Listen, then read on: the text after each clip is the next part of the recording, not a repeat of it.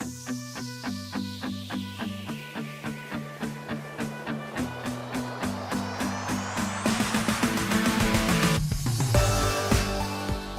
guys, Shane McMurray from the Wedding Report. In this episode, I meet with Geri Sims, who is a decor specialist located in Atlanta, Georgia. Check it out. Geri, thanks so much for doing this. I really appreciate your time. Tell me about your business. Tell me what city you're in, your website address, your Instagram, all that good stuff. Cool.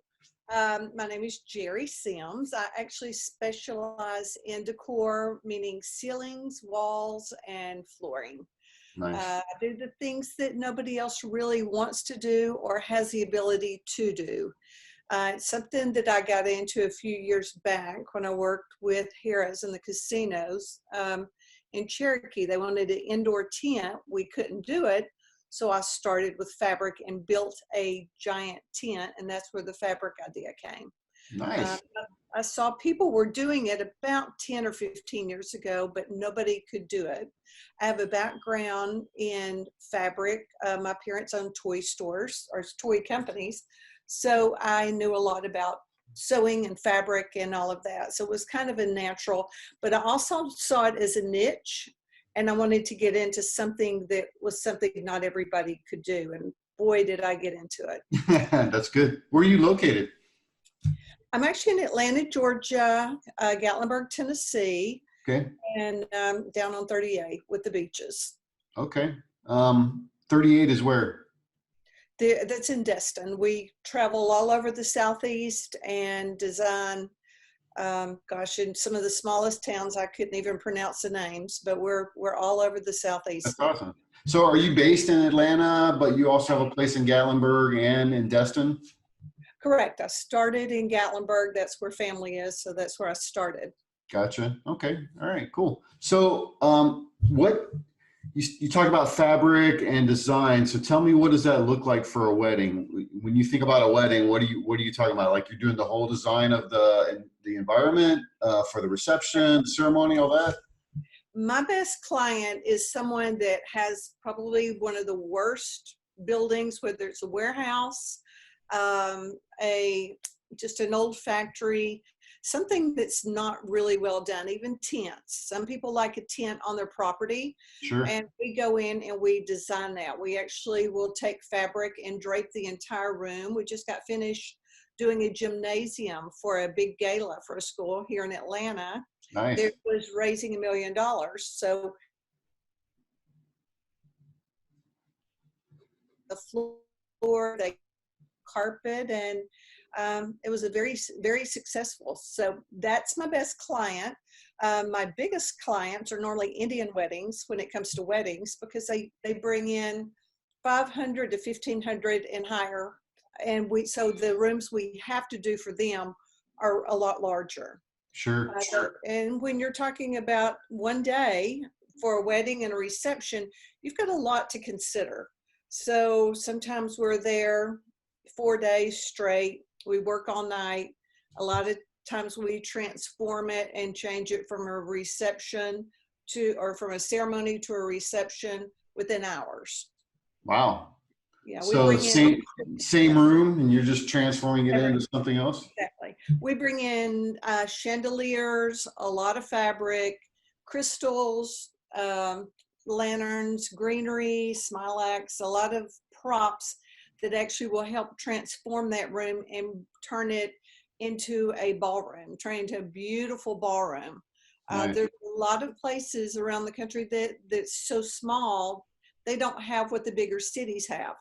So we have to go in and take a community center and turn it into a beautiful gala or a tent.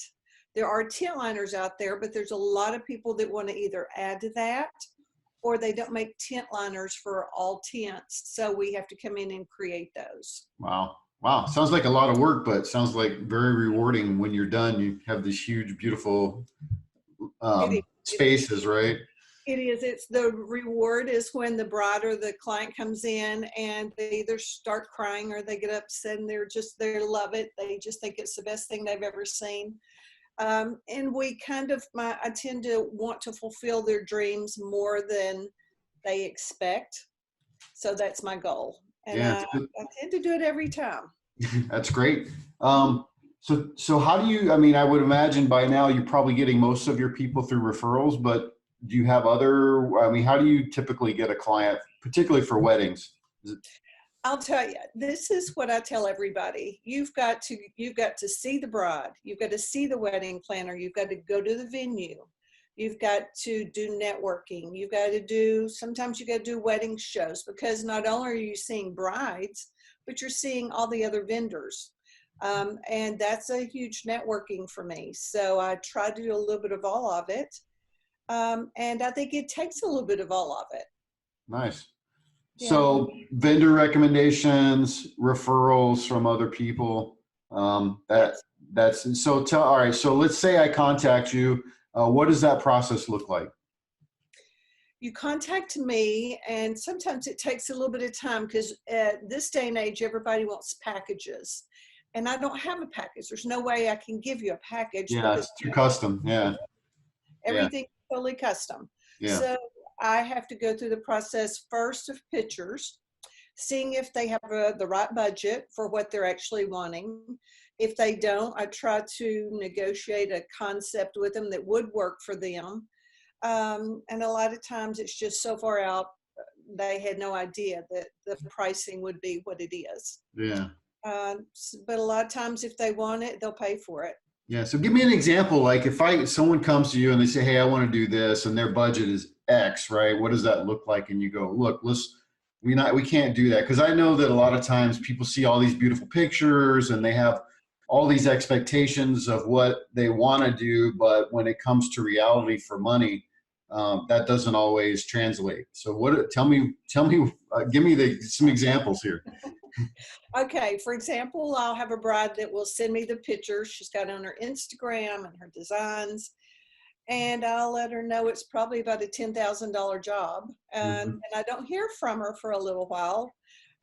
And knowing reality, it was more than what she could afford. I come back around and I say, if this is where you are and your budget's lower, then I can show you how we can adjust that. And I give her some options. And then they always call back, because now I'm within line of what they really want.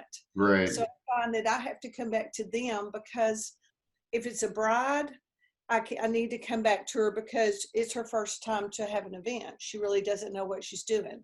Hmm. If it's a wedding planner, she's got to go back to her client, and I can have a personal conversation with that person. Right. Right. Um, and she can get what she needs to with her client. Sometimes I give 3 or 4 proposals of different price ranges, so that they can go to their client and give them reality of what things cost, because they know that they can't afford it. So we kind of stick with what we do best. Yeah. We That try to makes help sense. them out. Yeah. Yeah. So, what would be a theme that you would say as that has typically you have seen, right? Where someone goes, "Oh, I want to do this beautiful thing," and then when reality sets in, what is that? What kind of themes have you seen like that? And then reality sets in, and you had to make adjustments. And then what did you do to actually help them get to where they wanted? You would be surprised, but they're always satisfied by the end, because they realistically have to know they can't afford it. Or another thing is, it can't be done. Sometimes they want me to create a ceiling that just can't be attached in this existing ceiling. Hmm. Um, the gymnasiums are a good example. They want to Right. cover the whole gym ceiling, but that's 20, 30,000, and they didn't had no idea. So once I show them, and what I do most of the time is I have to show pictures. I Yeah. have thousands of pictures. So by the time I start showing photos of what it could look like, they get the idea. And then they have to trust me, because I'll usually give them more than what I tell them, because I want it to look its best. Yeah. Of course. But exactly. So they know what they're getting. They just have to see pictures to say, I like that, because not everybody's a visual person. Hmm. Yeah, yeah, makes sense. Uh, okay, so let's say we sign, I sign up with you um, after we have some concept of what we think we want. What does the process look like after that? After you decide what you want, Yeah, yeah. After we decide what we wanted, like I send you something and I say, hey, I'm interested in this. You tell me, oh, it's $10,000. And I go, yep, all right, let's do it. What does that process look like from there? That's really all on me. I've had 25 years in this business, almost 30. So I know a lot about what I'm doing. I don't necessarily have to go back and look, but I tend to start measuring, going back and looking at it on my own. At that point, they give me a retainer, Yep. uh, and then I just start working off of that. Retainers can be different because it depends on if it's something I have. If it's a lot larger, then it's got to be a lot, bigger. I Yeah. just start going to the facility. I need to see it, look at it, make sure that the venue is going to work with B, because a lot of times I have to be in the day before Right. everybody else. I can't have tables and chairs when I'm moving around lifts all over the room, Hmm. because we're going up 25, 30 feet sometimes. Yeah. So we've got to have that space and room on the ground without driving around chairs and tables, even in tents. And tents can be tricky because we need the floor down. We can't drive on straight grass. We can get stuck. Yeah. Yeah. Especially if it's rained, right? Anytime Oh recent. yeah. um, so you have to get in the day before to do your work. I Oh yeah. imagine you bring a crew of people to help you facilitate this, right? So, Right. um, you've probably like you spent how many hours do you think you spend like up to the day before you actually go put all this stuff in? Well, I've got some that if it's a day install, it doesn't take me a lot. I work on it a little bit every day. I make sure my measurements are right, my fabrics, but it doesn't take me a lot. But there's jobs I go on for 3 or 4 months at a time. Some of these weddings are pretty extravagant.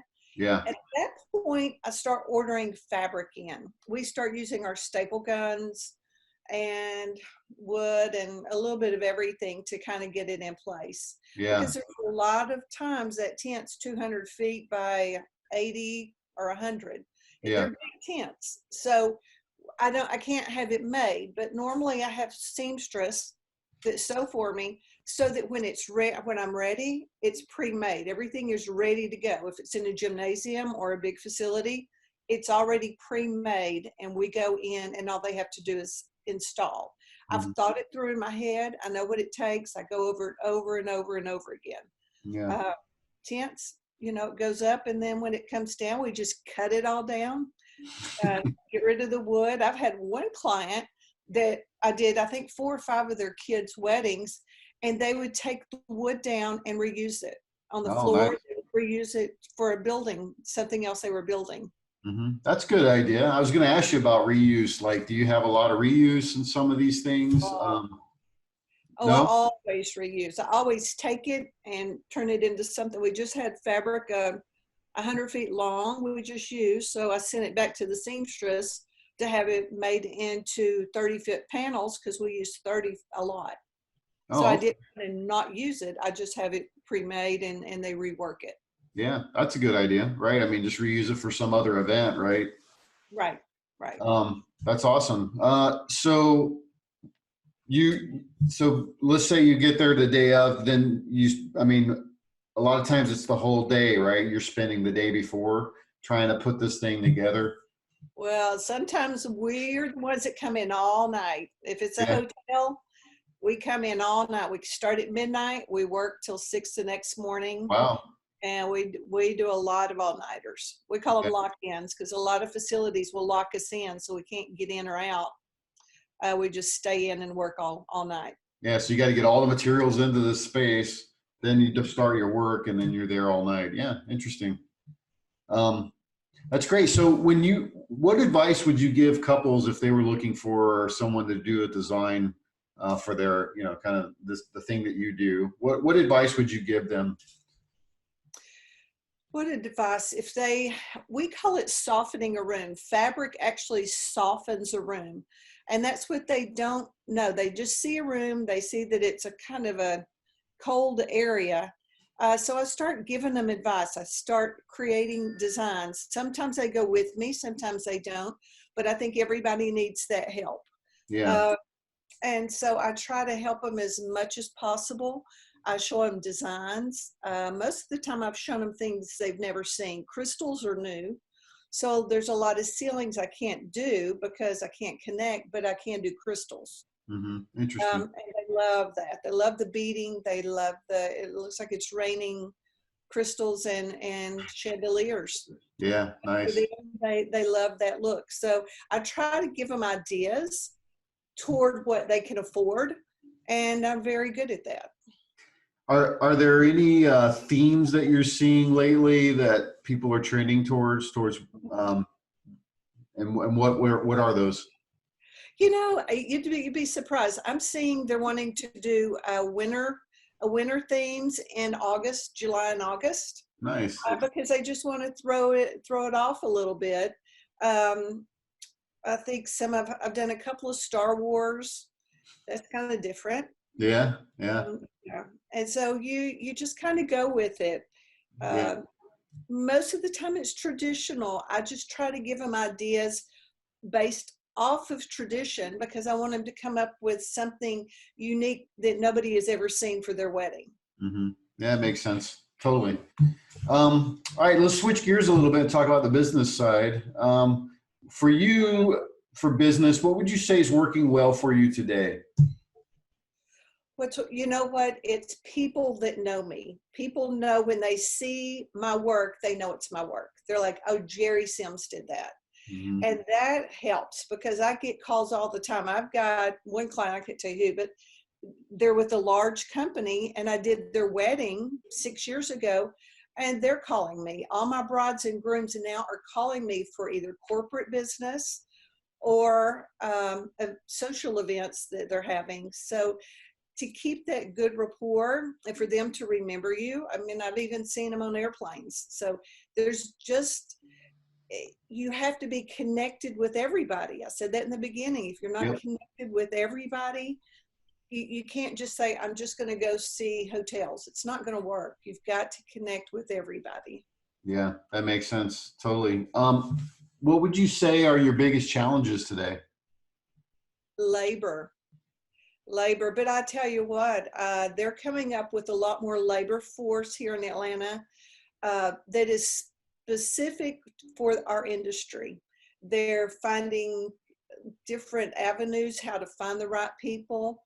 But that seems to have been always been a big problem. I think it's a problem all over the country because of our hours. You know, Yeah, we have to go in and get it done really quickly. Um, there's just a lot that goes into it in a quick way. So it's not a daily job. You're working your entire weekends. yeah, And it's a lot of work. You know, you work 30 hours in a weekend and, you know, then you got to rest. Well, they have to rest all week, but we don't.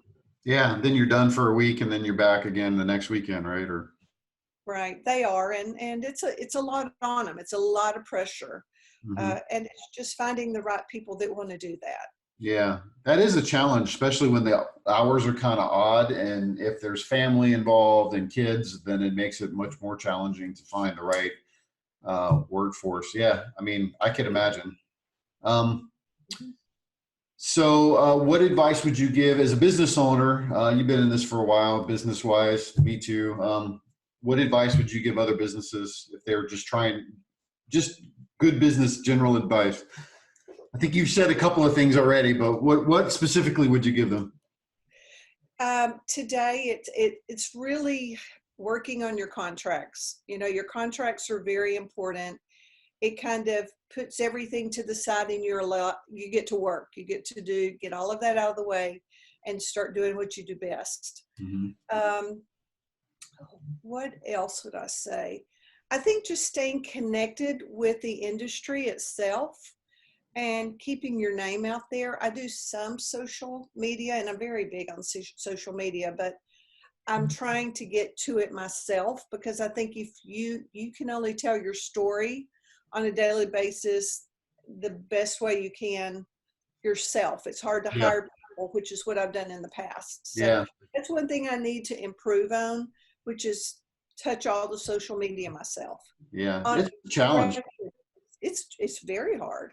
It's a challenge. I mean, I get challenged with it, and I'm pretty techie, and it's a lot of work. I mean, but you're right. I think it has to be you. Um, because you're the only one that can tell your story and what it is that you want to say. I don't think you can hire someone to do that unless you're a large corporation. And even then, I don't know. It's probably still difficult to give the voice of the business, your voice, right, to the thing. It is. I tried it and it didn't work. So it's one thing I've got to work on. That's probably my biggest challenge right now. Yeah. I think if I'm giving somebody new advice, somebody that's just starting out, Mm-hmm. it's stay close to home. I was given that advice years ago. Don't try to go out and get the big guys. Don't try to get the big hotels. Stay within, 10 mile radius of your home. Get that business first. Get started. Learn a lot through that. By the time you create the alliances with those venues, you've got a pretty good business. I can do 4 to 6 events a week, but most people can do probably 2 a month. Mm-hmm. When you're starting out, because there's a lot to learn and a lot to remember and a lot that you have to do. Yeah. It's kind of instilled in me, so I don't have to do a lot. Yeah. Well, you've been doing it for a while, so you've learned. I mean, you've put in the hard work already. So to you, it's like it's second nature. All right, this is what we do. This is how it rolls. I mean, that's the same with anything that you're skilled in. If you go and learn your skill and your craft, right, eventually you get to a place where it's just second nature. Everything happens, right? You can get stuff done pretty quickly. So, and that's what I do. That's what I do the best. Yeah, that's awesome. Geri, last question. What's your best or worst or business or wedding story? What do you got for me? Oh, wow. My best or worst. My best is, when we're having to work day in and day out and we're on site out of town. It takes a lot out of everybody, but when your staff is standing there and they had no idea what you were telling them to do, and they look up and they just see the magic and they're just proud of it. They're trying to show all their friends. Everybody is happy with what they have. That's really the reward. That the best wedding, I guess that one, just standing at the door of any of my bigger ones and watching people come in. That's rewarding, because when you see them look in the sky and they're just amazed at what they see, that tells a story right there. Yeah, that's got to feel pretty good. I got to imagine, right? Like you look at their face and you can tell they're like, wow, look at this place, right? Yeah, we call it the wow. Yeah. So, yeah, and that's what makes me feel the best. And that's why I do things so big. Yeah. And the worst, I'll tell you a story. I haven't never told this. All right. But when I build these really big props and I'm doing something in the ceiling, I'm just uncomfortable until it comes down. I have nightmares that that the whole thing is just going to crash down, and the whole it's just chaos. Mm-hmm. Nightmares just get me to that point because I've just created something that's so big and massive. Mm-hmm. Never has happened, but I think a lot of people that build big like I do for a short time, it's part of what we, our psyche and how we get through the worst. Yeah. Yeah. I got to imagine. Yeah. I mean, you're thinking about, oh man, I hope that thing doesn't come down. Even though I've got chains and yeah, I know. Even though you've made every precaution possible, yeah, I know. You're still like in the back of your mind. Oh my God, I hope that thing doesn't come down. Exactly. Yeah. It's kind of like hanging a giant picture and you did it yourself and you hope it doesn't fall on top of your head while you're in bed. Yeah, agreed. Hey, Geri, thanks so much for doing this. I really appreciate your time. Have a great weekend. You do the same. Thank you. Thank you. Hey, thanks for checking out this episode. I hope that you found it helpful. Please share it with other people. Also, if you're getting married or you work in the wedding industry, I would love to interview and share your information with other people. Send me a text, 520-399-8580, or shoot me an email at letschat@wedding.report.